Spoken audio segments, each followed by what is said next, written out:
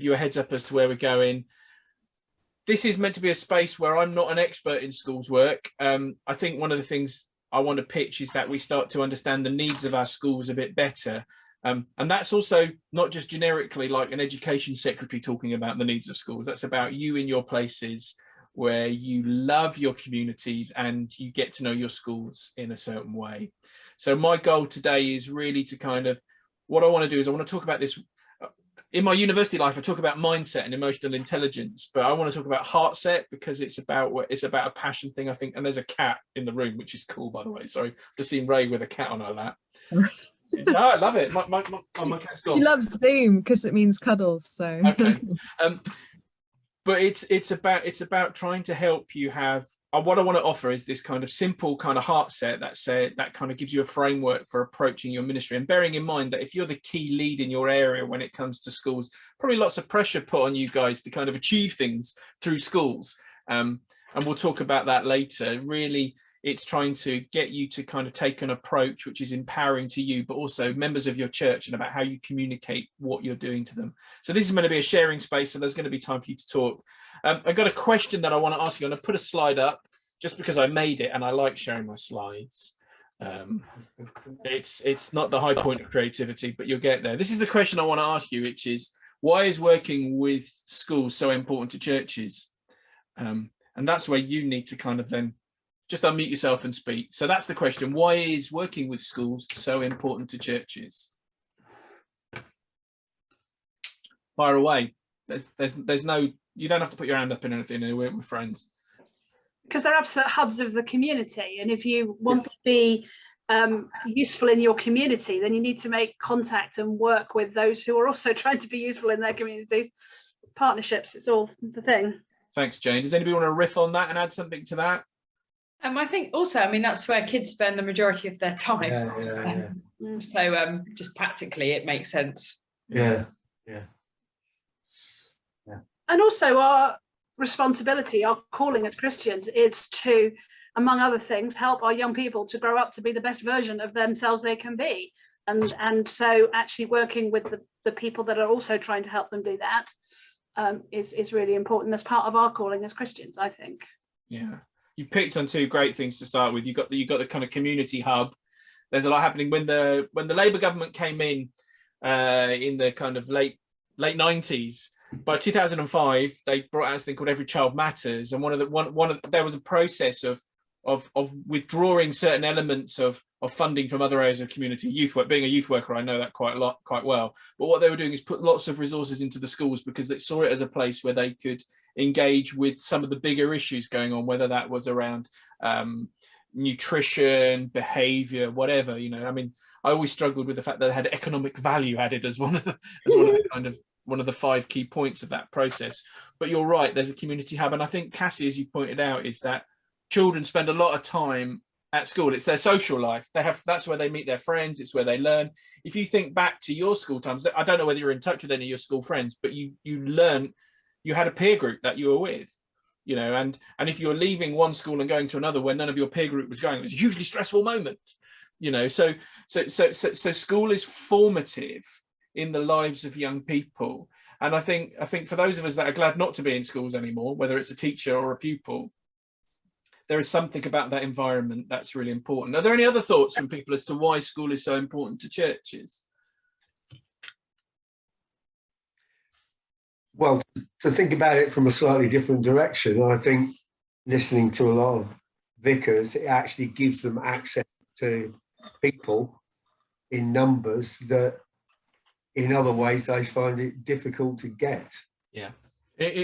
And in many ways with the roles, if you're a priest or you have a significant community role, whether you're a community worker or a parish priest, you can use that as the official calling card, can't you? You can cold call on communities, and I think that's a really interesting point to keep.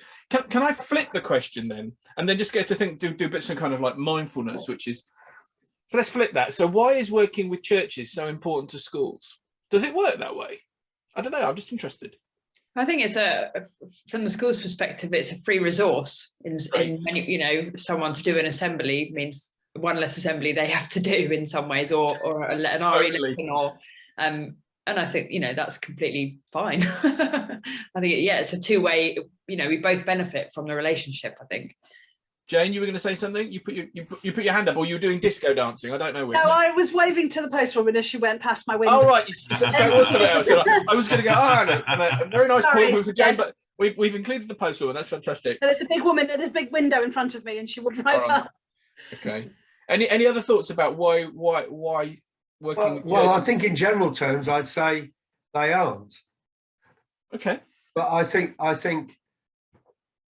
speaking about Hull.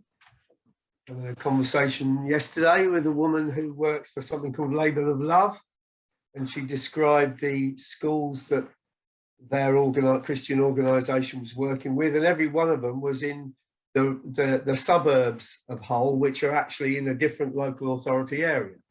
None of them were within the tightly drawn city boundary of Hull, and so lots of schools in Hull will have the vicar in to do very particular things. So it's functional. You're saying it's kind of functional. It's functional, yeah. But in terms of organisations that actually want to do work beyond that, which times do youth work in the school, if you like, actually engage with children directly, that's pretty difficult to get in. Yeah.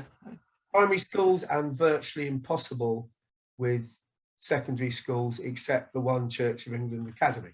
So I want to hold what you said there, and I think that's a really important thing, is that it's really easy to get sucked. Primary schools there's something about them which seems to, I don't know whether it's because children's work in churches and that kind of image. I don't know what it is in our mindset, but I just want to hold the challenge of secondary school work. And there's not an easy answer because there's contextual and cultural baggage around that. But being an ex-teacher, I know that teachers are really happy to use people to come and do this. So you can so as Cassie said, you can come in and do assemblies and you take something off the slot. It means that for 15 minutes you can get your photocopying done, kind of thing, you know, if you're a teacher. Try not to be cynical, but I'm just trying to be realistic about this. And so sometimes people are suspicious of the motives of churches. Why are you coming in? And I think that's something we need to hold as something of, oh yeah, maybe the why is really important, and how we communicate that, you know. It can get frustrating though, because they seem to be suspicious of Christians in a way they aren't of other religions, you know. Yes. You know, they assume if you're a Christian going into school, even if you are very clear that you're happy to do whatever they need, you know, help with lunchtime clubs, read with the kids, whatever, they're still assuming you're going to come in and convert all the children, you know, like, and you can do that in 10 minutes. But if somebody Muslim or Hindu, they're like Jewish comes in, they are so welcoming, because it's like, well, hey, a resource for RE. And so here's my limited slant on why I think that is. Okay, there's something about teachers and their education. So if most of them will be university graduates. If they're not university graduates or done a PGC, they've gone through a kind of training at school thing. So there's a degree of education, and we have a modernistic secular education system that tips its hat towards religion through history, is what I think. And so many of I know of teachers who are asked to teach RE, and they'll go, you know, they'll talk about the Pope and the Archbishop of Canterbury being mates, kind of thing. So there's a level of we've got a very confusing world of Christianity, but we also live at a time where people have debunked Christianity as irrelevant, and it's become this almost kind of go-to kind of stance. Well, oh, actually, it's quite interesting. I kind of like spirituality. That's a bit odd. Now, I'm not trying to bemoan people for that, because that's their worldview, and that's great. But I think what you're talking about is actually in the past, where schools have been run by the church. Actually, there's a bit of baggage there in terms of, you know, so I went to a Roman Catholic school, and I met a friend. He was in a rock and roll band. You wouldn't know him, but he said to me, he said, all hypocrites. His experience of being at a Catholic school was all hypocrites. Now, regardless of whether he's right or wrong on that, that's his lived experience. And I think it's sad that lots of people's lived experience of what is seen as kind of Christianity is irrelevance or suspicion. So I just want to hold that tension and say, let the thing I've got to share that I think might be useful is about a kind of, like I said, this heart set of, well, how do we just be us in a way where we can be genuine and start from a place of mission, which is not based on the baggage of how people approach the idea of Christianity, because I want them to approach me. I want them to approach me and my community. This is who we are. This is, there's a lot of myths about Christianity. You know, the Pope and the Archbishop, hey, they get on, but they don't have tea together every week, kind of thing. So I'm going to just flip up a few slides. Now, there was a in the world of what they call smart thinking, and people have come up with cool ideas. Basically, they come up with really simple ideas that we've known for a long time, and they write a book about them and make a lot of money. It's that kind of thing. There's a guy called Simon Sinek, and he wrote, I think I've got the book somewhere here. It's called Start with the Why. There you go. Start with the Why. It's a really interesting book, and it's talking about business and enterprise and organizations that operate really well, know why they're doing what they're doing. So if you can go online and Google Simon Sinek. There's a really badly filmed TED talk of him doing it. It's badly filmed in terms of quality, but it's an excellent talk. So don't buy the book, just find Simon Sinek, The Golden Circle. But what he says is, if you can clearly articulate why you're doing what you're doing, people, the how and the what, you know, the stuff that you do will flow from that. And there's a way about that. And I think one of the things we've got is that people will love you for your mission and your values, but you've got to be able to communicate them effectively. And when I say communicate effectively, I think that's also being aware of not trying to be so sensitive of the person that you're talking to that you're not honest about your faith motive, but that you say it in a way which is compelling and realistic to the core of your being. So, you know, so if you did go into a school and said, actually, we want to convert all your kids, you just live up to their suspicion. But if you talk about, actually, we just want to love your school,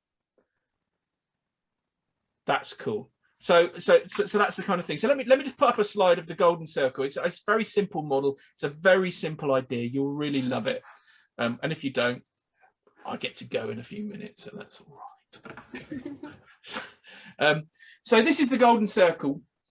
And right at the center, you've got the why, and then you've got the how and the what. And if you wanted to add another circle around it, you might put the who. So this is, in your context, would be the school. Let me tell you a little bit about the why. So essentially, when you talk about the why, is why do you do what you do? So if you're talking about schools work, why do you do schools work? Now, for some vicars, it's because, well, the last vicar did it. For me, that's not a good enough answer, to be honest.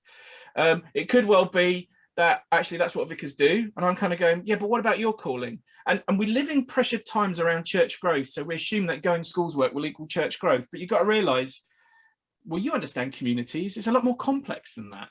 So you have to know what's the purpose of your engagement. And then the how and the what will flow. So how do you do what you do? So, for example, if you said, I just want to love this school as your motivation, well, let's talk about how do you do that? That's going to be interesting, because that might not be assemblies. It might mean cakes. I don't know. It might mean taking your head teacher out for a beer or a coffee, if that's a suitable thing. It could well be, it could be assemblies. Then the what is what do you do? So how do you do it? So for me, this is about motivation.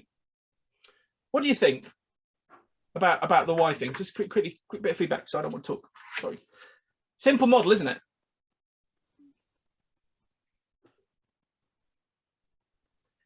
Do any of you recall back in the day there used to be this, when I was in youth ministry, the purpose-driven youth ministry, this big book about how to get your youth ministry right. Oh, brilliant book. I read essentially it says be purposeful in what you do. And so one of the things I want you to go away from this session is, if you're engaging with schools, know your purpose. How do you go on, Ray? Go on, brilliant. Yeah, cool. I was just going to say, I think the issue that I'm facing here is that everybody's why is different, and I'm facing really conflicting views about what our schools ministry should look like, how it should be delivered, who should be delivering it. And I'm quite new in post, and inherited a really unhealthy relationship with the school. And I think it's going to take a long time until we can even all be on the same page as to the why, let alone the how and the what and the rest of it. I'm happy to have a conversation with you. If you just, Sarah will give you my details. but I'm happy to have a conversation with you about that. But I think there's like, I think you've identified there's some housekeeping to do around if you're leading that community and you're leading that ministry, and there are multiple levels of why, that's, you've indicated there's a problem with that. So there might be something around, actually you need to go with your group, go back to the why together, find what God is calling you to, and maybe you need to, if God's saying something to you, you need to influence that with what God is bringing you, and shape it that way, and start to rebuild relationships with the school in a new way for you that God is leading you to. But like I say, if you need any help with that kind of processing stuff, that's the thing I love doing. That's what I do within business and within my work. So, but if you want some help, I do it with Lego. But if you want some help, I'm sure there are other parts of the network who could help you through that process too. But I'm happy to chat. But it sounds like you know what you need to do. It's hard. It's hard. But you've hit the thing is, if you've got different people sat around a table and they're all saying, yeah, we work with this because of this, and they haven't got the same why, that's really challenging. So your role as key worker or lead in the school or lead in the kind of spiritual direction will be to kind of, actually, I need to articulate the why, you know. And there's nothing more empowering than saying to people when you're going this. So I remember I worked for the Diocese of Portsmouth, which is quite Anglo-Catholic, and I love that on one level. And I remember my boss, who was quite Anglo-Catholic, who was called a canon. He said to me, we do this because we love Jesus, don't we? And it blew me away, because he reiterated the core why of the ministry that we were doing. Now, how and what we did flowed differently because of our characters, but our core why suddenly chimed in. And I think there's a way of team building your why there, Ray. Sorry to go off on that one, folks. You all right with that? You okay? Any other thoughts on the why model? I was just thinking that our why just became about building relationship, because when we moved to the area, both the primary and the secondary school nearest to us, though there were several on the estate, were really hostile to Christians. And so we just went as, I guess we had the, opportunity of being parents in the primary school at the time, but we, but not at the senior school. We just went in as people and said, what can we do? Is there anything that you'd like us to do in the school to, be a part of it? But I guess the why was just, we want to build relationship so that even if we get to do nothing else with you, we could show you that we're just normal humans and that we don't want to come in and proselytize to people. It's a good bit. It's a good bit of Lutheran theology.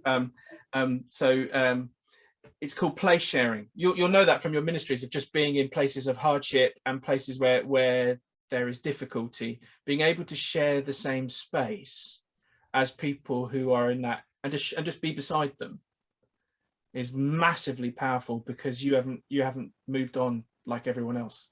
I mean, you will move on eventually, but Ray, you're new, so you have to share your space with them, and you have to bring Ray to that space. Take a moment. What would your schools, or the schools that you connect with, think if you simply told them why you're doing what you're doing? What about if you explained your why in a way that was palatable, let's say? I'm not talking about, denying the gospel or anything like that, but, if you just, could you do that?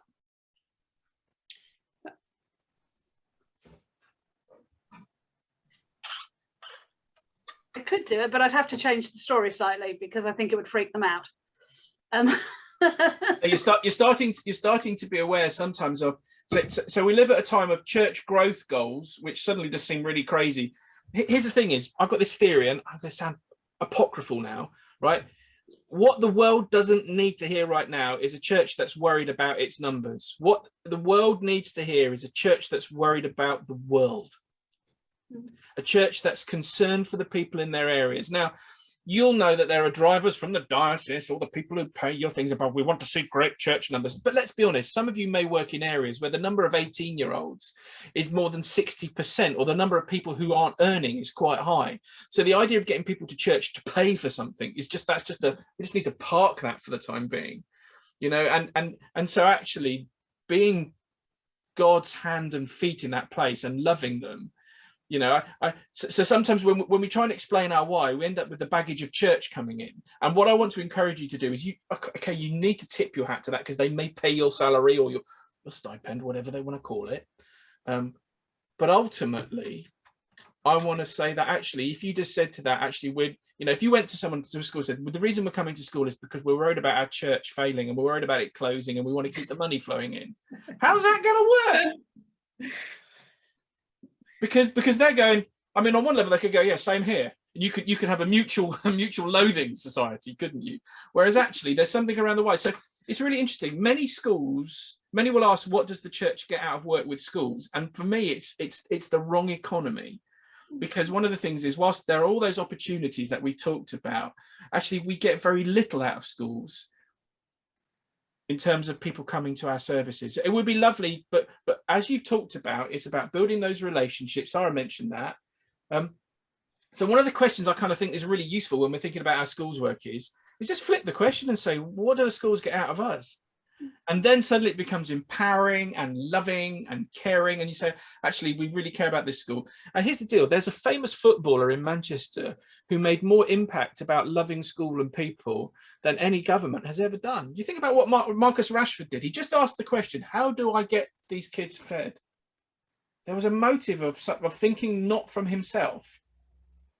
So anyway, you can see where I'm wired on that front, being a bit of a, so here's the thing I want to pitch to you is, schools have needs. How do you find out about them? Local Facebook, they'll usually complain about it. The parent groups can be caustic, can't they? They can be hostile. I don't know. It's like, you got to be so for me, I'm not a member of Facebook. Don't look me up because I'm not there. I use my wife's to kind of stalk people. Be cautious around social media. That's just generally in life, I would say, so schools need people that they can trust. And how do you earn that trust? Can I flip up something that I did when I was in the Diocese of Portsmouth? Is that all right? It's something very simple, and it's a 3-word model, which I love because it's simple. That basically has a kind of practical method. It's called Pray, Bake, Read. It came from Lichfield Diocese, and we adopted it in Portsmouth because it was just a simple way to kind of communicate, if you like, a kind of Missio Dei shaped, other people shaped model of how do you start not focusing on your own needs, but get the focus on the needs of the school. So the first one is pray. Well, it's very simple. Praying is about, the word pray is about pray. Can you pray for your schools? If we want to hear from God about the things that burden him in terms of those schools, well, why aren't we just listening to what God is saying? And it could be even more complex than that. You might, and by complex, it could be that you've got a relationship with the head teacher or someone significant within a school, and you could say to them, we meet once a month to pray for your school. Is there anything that we can pray for? Do you know what I mean? It's and pray intentionally for your school. It might well be that you have a relationship where you say, well, we meet once a week to pray for your school. And if they say, why do you do that? So we just know that actually schools are really important and we value what you do in the community. And of course, that's rooted in a love of Christ and wanting to make a difference. But actually, you're saying, actually, we want to make a difference. We love and care for you guys. Brilliant. So pray intentionally. The bake one, this is very middle class, because so please don't get hung up on the bake thing. But the bake is about how can you practically show the school that you love them. Now, we've all talked about straight away, we went to the how and what, doing assemblies, doing lessons and that kind of stuff. That's great.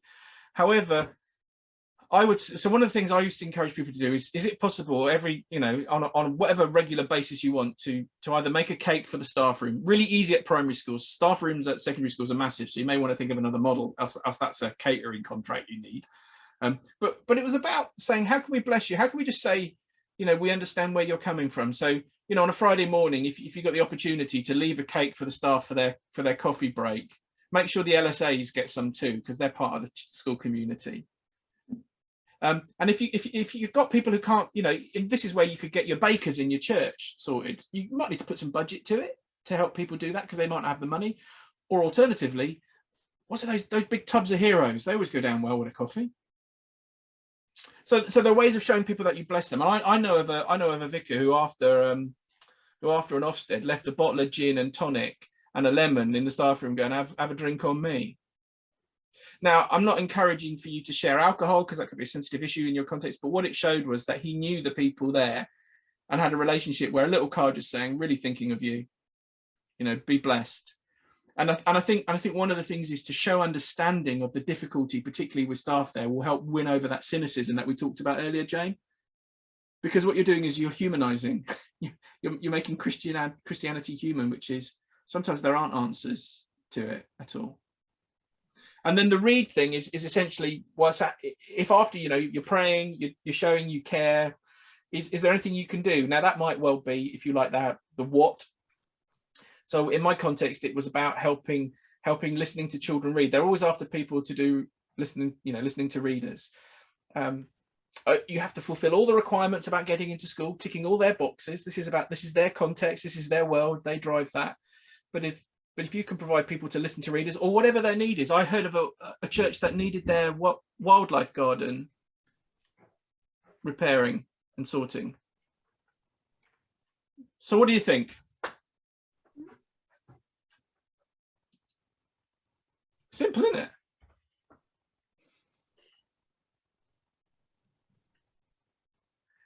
Yes, Ben, it is. Sorry, it's horrible when you're sitting there and nobody's talking. No, I've learned to live with the Zoom silence. It's quite cool. Yeah.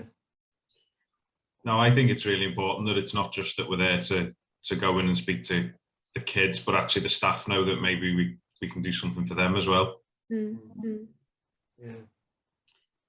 I've actually tried and work my way onto governing bodies. That's also another way I found. Yeah, governance is one. Great.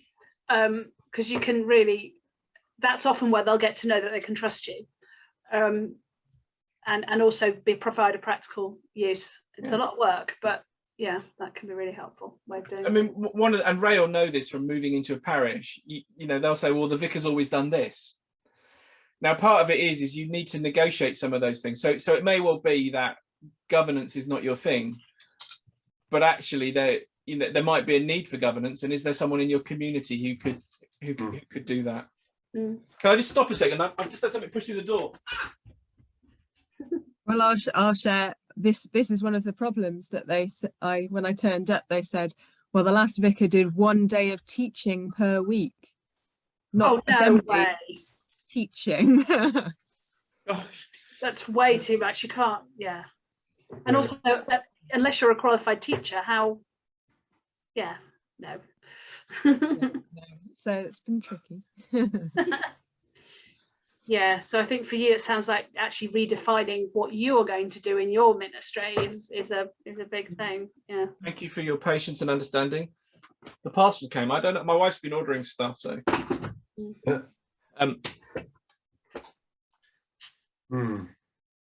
We were just gasping at the expectation that in Ray's school. Go on, tell it. Say what you say, Red.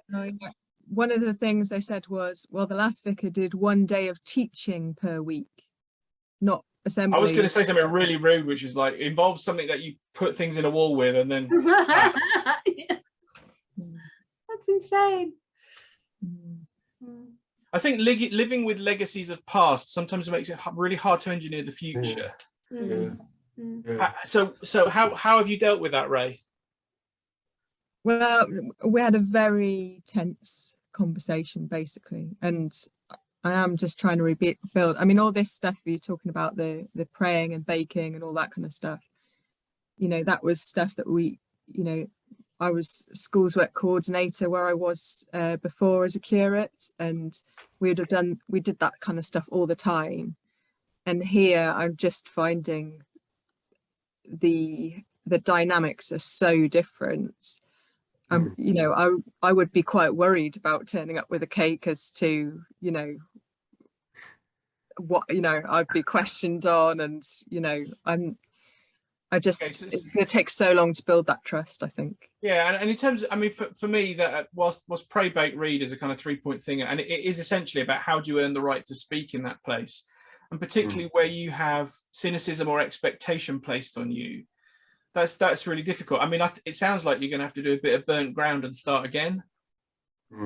Yeah, but we'll stand with you on that, and say, look, in terms of, what God's calling. So your calling and how that forms part of what your community do. Are your church pressuring you to do it as well? So when I say your church, I mean, are there people who just kind of go, "Oh, the vicar's always done this," kind of thing? Oh yeah, and they think that's where the church growth is going to come from, by me personally, nobody else. Me personally going into school is somehow going to double the congregation. You know, it's mad. And that hope is, you know, whilst quite fantastical, it's understandable, because one of the things is that we have got to a place where we rely on professionals to do things. So we've de-skilled people, or we've said that's how it happens. Now it's really, you know, for you to raise that kind of more community base, yeah, that's going to take time. And I for one would go to the prayer thing. And is the head teacher a member of your church as well? No. Okay, that's a start. That's good. Can I just say about the prayer thing? I mean, it's 15 years ago, so our children have doubled in age, but we live on an outer estate, and I'm not a vicar. We decided to send our children to the local school, which was Good for you. Extreme difficulty and had been for a long time. And so my wife isn't the vicar's wife, but she decided that she was so desperately worried about the school that she would start praying. And she found some other people to pray with her, 1 or 2 people from her church, a couple of Catholic sisters who lived on the estate, Daughters of Charity, and a couple of Methodist people. So it's quite a mixture of people. And they prayed, and then she approached the school and said, "We've been praying for some months for the school. I'm a parent. Could we come in?" And she got a bit of interrogation about who this group were, but because she was able to say, well, there were some Catholic sisters and a couple of Methodists, and she was from this evangelical church and all the rest of it. Yeah, I mean, and actually, the school, which had been incredibly resistant to church-based organisations going in and doing stuff, did actually allow them to go into the school and pray. And the head did actually meet with the group and talked about the school and all the rest of it. So, yeah, I think if you can win a conversation, which gets to the point where you could say, "How could we help you?" And even if that starts with, "Is there anything we can pray for you?" Yeah. You know, and it might, you know, and building, earning the right to speak about Christ is all about. It's partly to do with credibility, but that comes from knowing why you're doing it, is what I'm saying. So I think those of us who are pressured about church growth, you know, like I said, no one wants to hear, "Oh yeah, we're really worried about our numbers. Come to church," because it shows a lack of understanding of the context you're in. You know. And, well, I suppose so. The why in that, I mean, it was astounding the progress that they made. So I'm really reinforcing the start thing in some form. But I mean, the why was my wife's I mean, I wasn't worried about my children's education because I knew they were going to get it home anyway. So, you know, I think we overemphasize the importance of schools in terms of education, and in terms of lots of other things. But she was worried about their education. So the why was I've got to do something. I can't influence this place, so I've got to pray. Yeah. And there was a sort of a desperate sincerity about that amongst quite a lot of other people. So if there are people in a congregation who have children at the school, which would be nice, wouldn't it? The local school. I mean, that might actually be a driver. Great idea, thank you. Is your name? Your name's Adorton, so I don't know what. Yeah, it's Adorton. Andy. Sorry, Andy. So you know, I want to. I mean, there's nothing worse than turning up to a seminar or a workshop and say, "Yeah, we just got to pray," because that's a default answer. Yeah, you can always pray more as Christians. So what I want to do, encourage you to is for me is to revisit that core why, and then start to unpick what that means for you. Now the difficulty is where you are community leaders, is being able to communicate to the stakeholders differently. So when you talk to the stakeholders in schools, that, you know, and for Ray that means rebrokering those relationships. But how do you talk to people about what it is that's driving you, particularly people in your church? So if you want to get people to volunteer or be part of stuff or give time to stuff, for me, I always think about it's about the simplicity of keeping it clear and crystal. We're doing this. I remember, you know, when I was a schools worker, going into a secondary school and asking the deputy head, what are the things that are concerning you right now and how might we be able to help you with it? and he was worried about self-image of pupils. So we were able to say, if we come up with some assembly themes around self-image, not necessarily Christian, but around self-image, would that help you? Yeah, it really would help us. Great. By the way, you've got year 9s. Gee, thanks. Kind of thing. You know? And so part of it is as a church, how do we meet our community's needs so we can be part of them? And eventually, I mean, I love it. It's the idea of, at some point in a relationship, you might talk about we rather than them and us. Do you know what I mean? That's my heart's desire for it. So what's, because a lot of the time people come to these kind of seminars and it'll be like, we can use open the book, we can use this resource. Now there are stacks of resources. The internet is awash with them. But for me, I really want to empower people to know to do the things that they're called to do and communicate them clearly. So, and I think particularly with teenagers, it almost doesn't matter what you do. They're not there. I mean, anything you can put on for them, they're going to have better tech at home. They're going to have better everything. It's about relationship. It's about, well, even amazingly, even on the poorest estates I've worked on, I'd walk into a house and they would have better TVs and better tech than I ever had. It's amazing what we prioritize. But I mean, I was the age of most of my teenagers' grandmas.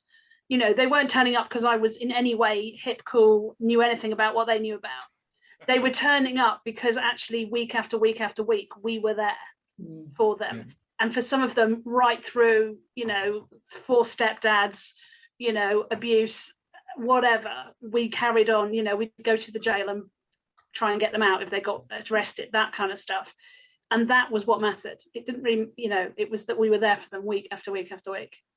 And there is something very, so I know a church that I used to work for in St Albans. Now St Albans doesn't sound like a massively poor place, but I promise you there are haves and have-nots in that community. And the church I was part of, they've done lunch bags for kids. Just you know, so they'll do a healthy lunch bag. I mean, gotta be honest, healthy in St Albans probably means a different kind of quinoa salad. I'm joking. If any of you come from St Albans, it's a lovely place. I lived there for many years. Harpenden. Well, okay, that's slightly posher than St Albans, isn't it? I know. Yeah. Yeah, but it's a great place because good ministry grows in that place. But what they've done is they know that there was a need, that people were going hungry, so they started to meet that need, and it's a practical way of doing that. And I think one of the things is, you know, if you have people, so food banks are massive still. So at our Gosport and Fareham, where I am the food bank, it does a really good ministry. And, you know, one of the things we found through a social worker through the home group that I'm part of is that there are teenage girls falling through the network in terms of things like, you know, tampons and all that kind of, and it's just like, okay, so we can do something. But so it may well be what you're guided to can be pretty unique in a school situation in terms of how you're meeting a pastoral need. I think the idea of, you know, preaching and saving, you know, at an assembly, you know, that for me, assembly is service and proclamation potentially, but actually the real nitty gritty comes from the conversations you have afterwards and how you show your love and care, you know. What are your thoughts, Cassie? I'm interested to know your thoughts. You're nodding very astutely. That feels great for me, but you know, what about you? Yeah, well, I completely agree. I was just thinking about, we've just started a cooking, sort of 6 cooking sessions with the local school. Awesome. So we've got, we're fortunate to have a good link with the homeschool link worker at the school. And yeah, going back to the why, I think we share, you know, wanting to love the community and see them, you know, grow and flourish really in the families that they're in. We share that sort of common goal, certainly with the homeschool link worker, if not, you know, the school leadership. Yeah, anyway, so it just got me thinking, so we've just started this after school cooking session. So the families come from school to the church because we've got the facilities to do the cooking, and we have a food coach come and the families cook together. That sounds a bit awesome. Yeah, it's, well, it's, yeah, early days, but it's I mean, it's great because the, you know, for the school, they benefit because, you know, they're knowing that families are getting a nutritious meal, which obviously helps with their education. Families are learning to cook together. Also, children are learning to use cooking equipment. But also for us, it's building those relationships and those connections. So we've got a helper from the church who's just there to be present to kind of help build relationships. But also it just helps, families cook together and eat together, which, in our context is not common. It's not something that happens regularly at all by any means. Right. So being able to all sit around the table together and enjoy a meal is great. And with the school kind of on board with that. Well, they've got your back by the sounds of it, which sounds awesome. Yeah, I mean, it's a good relationship actually. And I was telling someone earlier that for our holiday club, we take, referrals from the school of families that they've identified as the most, families that are really going to benefit from doing a holiday club, parents who need a break or, whatever, or who can't afford other provision, and make sure that the priority of those holiday club spaces goes to, those families that the school want them to go to. And I think the school really values that and has input. And then the homeschool link worker is part of the holiday club. So I think it's good for the children because they see the two, the school and the church working together. They see it as a kind of a partnership, which is good, which is a good witness, I think, for the families themselves. Cassie, what you're sharing reminds me of something. I went to a creativity school in Denmark. Don't ask. Right, and one thing I found there, it's a school of social entrepreneurship, but they've got this really interesting thing, and I think we as a group might be able to convert it for our purposes. So they have this thing called the 3-win model, which if it's good for you, brilliant. If it's good for your community, it's even better. And if it's good for the world, it's a brilliant idea. You've got 3 levels. I think we could convert that live. So if it's good for the young person, brilliant. If it's good for the community, double win. If it's good for God's kingdom, triple win. What do you reckon? So when you start looking, is this good for the person who's coming? Is this good for the community? And it's your project was just describing that to me. It's good for the young person, it's good for the family, good for the community, and it's good for the kingdom. And by that, the church is part of that too, isn't it? That's awesome. So you've got a 3-win model and you're doing it. What a great, and wouldn't it be great if we could look at what we do and start looking at that? Because for me, that's sustainable then, isn't it? Because one of the things when it comes to funding is a lot of the models that we adopt are unsustainable without funding. Whereas so some resource goes into that, but it sounds like a real team effort. So for me, something sustainable is where it ticks three boxes. If it's all about the church, I promise you it will become unsustainable. That's sorry, I'm trying to guard my cynicism, but I'm also amazed at what God will do despite how we mess things up. I mean, one thing I'm finding with my lovely congregations are on the whole, either one of my churches is a small group of elderly people, my other church is a bigger group of young families, and I'm finding those that have the time are willing to engage with primary schools. But I'm just starting to get into the one local secondary school in the town, and people are just terrified of teenagers. Absolutely. But I think that's really our next, where we really need to be if we're going to develop our secular youth work outside. How is there any way of getting people to stop being scared of teenagers? Well, I think the answer is I'm going to flip that question. Is there any way that we can stop being so smug about our security about working with the little ones? This is a flip question, because because one of the issues is, and going back to the prayer thing, is like just naming what you're saying God, we're struggling with this, but where's the false expectation that we should be able to operate in secondary schools with confidence? It's a big hurdle. It's scary. They're big. They answer back. They're learning, reasoning skills and all that kind of stuff. It's just like, let's name it, and then God, what is it we can do? I think that's a very different way of doing it. We're going to get kicked out in a moment, but I want to thank you for this journey. I want to encourage you to go for the 3 wins. If it's good for the young person or the child, brilliant, and the family. If it's good for the community, that's a win, and that's a good God win. And if it's good for the kingdom, then you're covering that. And that I think is, I want to empower you with that knowledge to just to think about why you're doing it. There you go. Ben. Why and pray. What a sucky workshop. We were promised Lego. Oh, well, no. Thank you very much. I know, I've been so eyeing those up. Great. Thank you very much. Thank you. Thank Do get in touch if you need anything, Ray. Happy to talk if you want. Right. Yeah, thanks.